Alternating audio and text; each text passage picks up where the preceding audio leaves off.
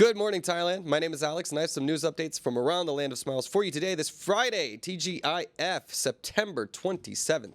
Now, today we will be talking about another, yes, one more major cannabis bust, a glue sniffer causing mayhem in Pattaya. And a little later, we have some news about the dog meat farming market in South Korea. Yuck. But first, our main story today is about a Polish woman who threatened to bomb a Thai VietJet flight. So that's right, a Polish woman on Thai VietJet flight VZ961 from Da Nang to Bangkok threatened to bomb the plane mid-air on September 26th. The crew informed Savannabom ATC, leading to emergency protocols. The plane safely landed, and authorities separated passengers and baggage for inspection. The threat was false, but the woman, Miss Merchik, was detained for questioning. Thai VietJet praised the crew for their professional response. Now, under Thai law, making false bomb threats carries a penalty of up to 5 years in prison or a 200,000 baht fine. Well, this woman has definitely ruined her vacation, that's for sure, and just glad it was a false threat at the end of the day. But man, Karens are taking things to an extreme. I really don't get it. Why people are going to such extremes when it comes to the flights. We're seeing people, getting into fist fights in America, people complaining about who they're sitting next to, whatever the thing is. And now a bomb threat. That is definitely not something you can do, especially in the modern world post terrorism. This is not acceptable. So I'm curious to see what the punishment will finally be. 5 years in prison. That is a heavy price to pay for a hissy fit. Let me know what you guys think. Is this something where we need to throw the books at her, or mental health, blah blah blah? Empty threats or not, that is definitely something that is taken seriously in all aviation all around the world.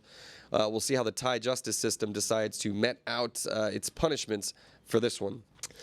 All right, on to our next story. So we've done okay, this is crazy.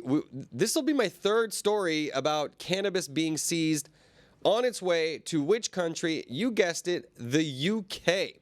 This time, it was 1.4 tons of cannabis seized by Thai customs. Now, in Lem Chabang, customs officials seized over 1.4 tons of cannabis valued at 25 million baht, preventing it from being smuggled to the UK. The bust involved Thai police, the Seaport Interdiction Task Force, and the UK's Border Force. 2 shipments, falsely declared as rubber mats and fabric gloves, were found to contain cannabis during inspections on September 11th and 16th. The culprits face charges under Thai customs and medicinal cannabis laws. Despite cannabis being decriminalized in Thailand, exporting remains regulated, and it is still illegal in the UK. What is going on, man? Apparently, there's a massive demand for the plant over in the UK, where these people. This is like I said, our third story. The first two dealt with up to 60 kilograms. This one is in the measurement of tons. So, absolutely massive amount of cannabis in Thailand. That is going out for export, too. There's plenty of regulated export that is totally legal to markets like Australia, other places in Europe, but the UK is still not. So it's just going to show, this war on drugs, right? Where there is a massive demand, there will be a way to be found a supply. So with major busts like this, it just makes you wonder how much else is actually getting through, because there's just too much money to be made. So the incentives are still there. But caution, warning, everybody, you can't do it still. But I also have to wonder, when is the UK going to become one of the dominoes that falls? Considering there is so much demand for cannabis in that market, seems a little silly, because governments could be making it safer, regulated, they could tax it, make money off of it. I don't know why the UK seems to be so resistant to it still, because from everything I've heard, culturally it's completely acceptable over there. So let me know your thoughts, guys. When do you think the UK will join the rest of the civilized world and get rid of their criminalization of the plant? All right, we're off to Pattaya, where we have some misbehaving people on, I don't think I've done a story about this particular substance yet, but let's get into it. A glue-sniffing drifter has caused chaos in Pattaya. That's right, a glue-sniffing drifter named Prostitutes caused chaos in Pattaya, Soi Nern Plobuan on September 24th with hallucinations leading to bizarre behavior. Locals detained the 44-year-old, who claimed ghosts were guiding him while clutching 2 cans of glue, which he insisted were sacred honey. Though suspected of prior thefts, no charges were pressed. Police confirmed his glue solvent abuse and possible mental health issues, arranging for his medical treatment and rehabilitation. Good news. Residents had previously seen him acting suspiciously near an abandoned building. Ooh, just in time for spooky season, I guess. So this guy with his sacred honey. I love the religious tones and aspects that are being assigned to this kind of thing, and it shows the kind of mental health issues that people can have intrinsically, but then, of course, when you mix it with substance abuse, you get all sorts of weird and wacky behavior. I love this about the Thai authorities, though. Instead of throwing the books at him, trying to throw him in jail, they're trying to get him the medical treatment and rehabilitation that he needs in order to escape that cycle of abuse, which is something that, it's difficult for a lot of people to escape. So hopefully he gets the help that he needs and he can become a functioning member of society and leave that sacred honey behind. All right, on to our next story. We have a case of a Chinese national insulting Thai women by calling them prostitutes. Shame, shame. 2 Thai women were insulted by a Chinese national during a trip to China who called them prostitutes, sparking outrage on social media. One victim, Pinyada, shared her experience tearfully on TikTok, revealing the hurtful remarks and how other Chinese people laughed at her. The jerks. Netizens criticized the behavior, offering support and suggesting that Pinyada should have confronted the man. Now, famous American teacher David William also chimed in on the subject by condemning the incident, calling it ignorance and encouraging Thai nationals to stand up against such stereotypes. Despite calls to share the offender's photo, Pinyada has not done so yet. Look, I think it's good to share your experience and try to make sure that you do stand up for yourself. It's pretty frustrating to see these stereotypes that people have. I mean, God, we can think of a million stereotypes about Chinese people that we don't like to assign right off the bat. Take people as individuals, right? Now, of course, in groups and when people feel like they are hidden behind the anonymity of, whatever the confrontation is, they can say heinous and hurtful things. Hopefully these girls, their vacation wasn't ruined and they were able to still have a good time. But happy she can share her story. Happy to see people condemning this behavior, and hopefully it can be curbed in the future. Doubtful, I gotta say. The Chinese citizens are not on the rest of the world's social media platforms, so a lot of the times this stuff doesn't really translate over to the other side. My advice, keep a stiff upper lip, push on through, throw them the finger and move on, because it's not worth your emotions or wasted time. Let me know your thoughts in the comments, though, guys. What would you have done in that situation? On to our next story. We have a viral photo. Now, everybody knows up in the north, Chiang Mai has been flooding, unfortunately, but now some fun news coming out of that story. A Chiang Mai flood photo of a woman pushing a motorcycle has gone viral again. Now, a 19-year-old photo of a Chiang Mai woman pushing her motorcycle through floodwaters has resurfaced and gone viral amid the province's current flooding. The 2005 image shared on the Facebook page Chiang Mai Unseen shows the AEW, who remarkably appeared unchanged in recent photos. Social media users are captivated by her youthful appearance, with many expressing astonishment at how little she's aged. Now, humorously acknowledged the floods in a Facebook post, noting she's grown accustomed to them. The viral post has sparked widespread engagement, highlighting both nostalgia and the ongoing flood issues in Chiang Mai. Come on. Don't we know this by now? Thai people age very gracefully. So, wonderful stuff. I think it's funny to see how, some things don't change. I was talking about this yesterday where they're talking about eliminating the electricity bills for flood victims up in Chiang Mai. This has been going on. It's been viral for almost 20 years now, and I'm sure it's been going on longer than that. I'm wondering when we're going to get the infrastructure in to make sure that these people can survive the rainy season without having to deal with this every single year. Not sure what can be done, but I would like to see more efforts from the government. But stories like this do call more attention to it. She's taking it with good humor. I imagine a lot of people are not. There's plenty of people who have had to deal with the floodwaters. They've lost a lot of their lives as a result of this. So remember, while this is a fun, heartwarming story, it's really highlighting the bigger problems that exist in the north when it comes to monsoon season. But yeah, let me know your thoughts. Did any of you see that back in the day when this first went viral? Let me know. All right, now, our last story in Thailand.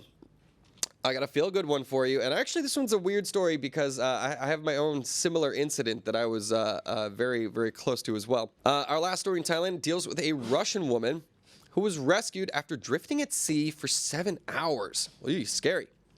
Now, a 32-year-old Russian woman, identified only as Junior, was rescued after drifting at sea for 7 hours off the coast of Sattahip. On September 25th, a local fishing boat spotted her 8 kilometers from shore, and a speedboat was sent to assist. She had gone for a swim after drinking a small amount of alcohol and unintentionally drifted far from shore, losing her sense of direction. Despite being exhausted, she was unharmed and taken to a hospital for a health check before being returned to her hotel. Good news. I mean, wow, that's pretty scary, guys. Don't drink and swim, all right? If you're going to drink and swim, make sure you have somebody monitoring you because this could have ended up much more tragically. Fortunately, there's tons of fishing boats. Good thing the weather wasn't so bad that there could have been fishing boats in the area able to spot her. I mean, she was just swimming. She didn't have anything visibility-wise, so it was very difficult for her to find. But yes, congratulations to the fishermen who were able to find her and bring her back safely to shore. 8 kilometers out. That's a crazy thing. Now, I have an interesting story regarding that because I was on a cruise ship once in the Adriatic Sea. This is about 6 or 7 years ago. A British woman, this made international news. Let me know if you've heard about it. A British woman fell overboard during our cruise in the middle of the night. And we were supposed to wake up in Venice. And when we woke up, we were still at sea. We're like, what's going on? And they told everybody, somebody fell overboard. We are looking for her right now. And we're like, oh, God. We were all shocked and we were all just worried about this poor woman, right? And eventually, they called off the search. So we were like, oh, everybody was feeling a little sense of dread, very sad about this situation. Funny side note, the movie they were playing on board at the time was called Overboard, starring Cuba Gooding Jr. We were watching it and they shut it off halfway through because it was wildly inappropriate. But then, as we were on our way back to Venice, the news broke. They found her. It was so funny to see the complete 180 in everybody's demeanor, right?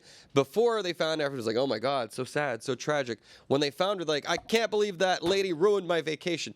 People missed flights. They missed their day in Venice. It was a big inconvenience for tons of people, especially when they found her. They brought her on. She was out there for like 12 to 14 hours, something like that. Super sunburnt. When they asked her what happened, she said, I don't know. So we didn't really get a good explanation either. So anyways, funny to see an entire cruise ship full of people just do a 180 on their opinion of a situation that fast. Again, I'm still glad she was found. Like I said, it's Good News Friday, so that's it for that good news for Thailand. Now, I do have some other good news coming in the ASEAN region. So first, we have some economic news, and then later we'll be talking about the end of a very cruel practice in South Korea. First up, we're off to Indonesia, where Indonesia formally requests to join the Trans-Pacific Trade Pact. Forgot about that, didn't you? Indonesia has formally requested to join the Comprehensive and Progressive Agreement for Trans-Pacific Partnership, or CPTPP, to expand its export markets, according to Chief Economic Minister Erlangga Hartarto. The request was sent to New Zealand, the agreement's depository. This move aims to reform Indonesia's economy and increase the market access of the country. The CPTPP currently includes 12 member countries such as Australia, Japan, and the UK. Indonesia's president-elect Prabowo Subianto has supported the decision, with his term set to begin on October 20th. Now, if you'll remember, the TPP, as it was originally known, was one of Obama's major economic achievements.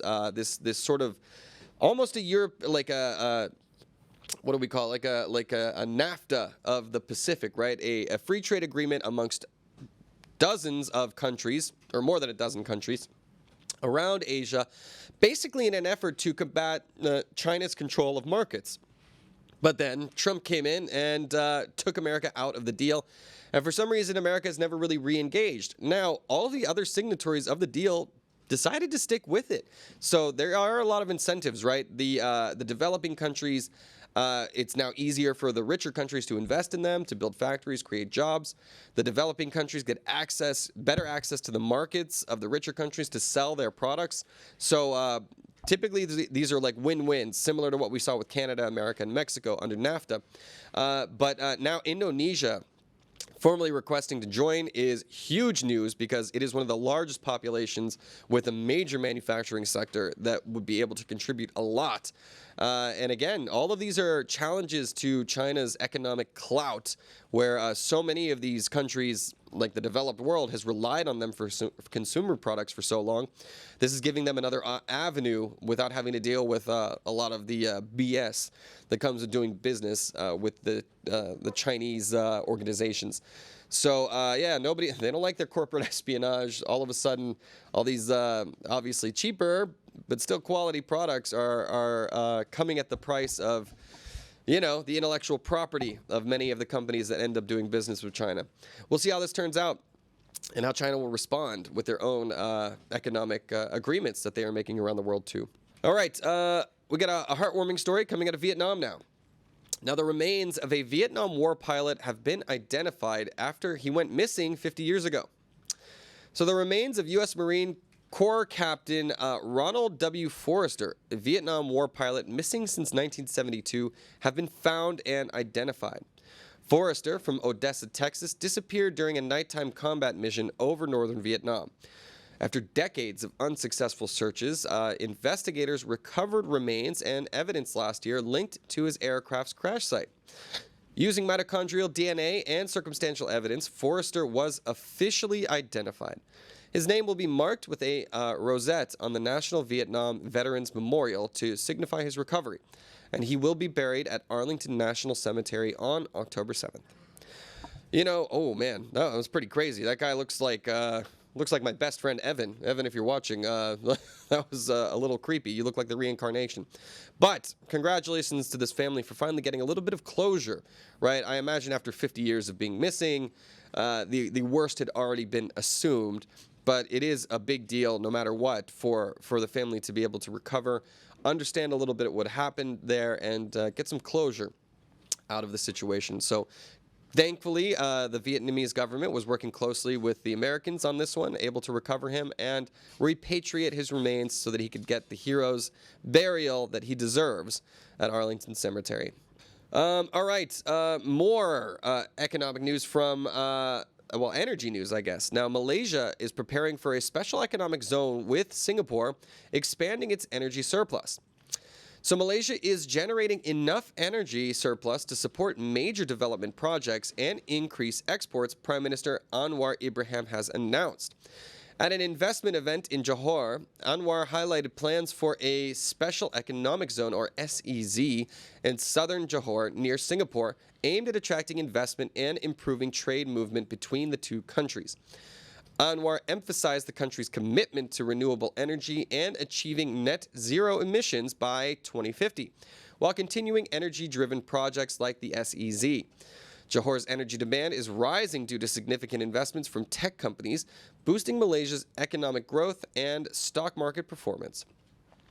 You gotta love your SEZs, don't you, right? Like, there's all sorts of special rules when it comes to the development of these areas because they want to foster and encourage more development more quickly, inviting tech companies to come in at lower tax rates.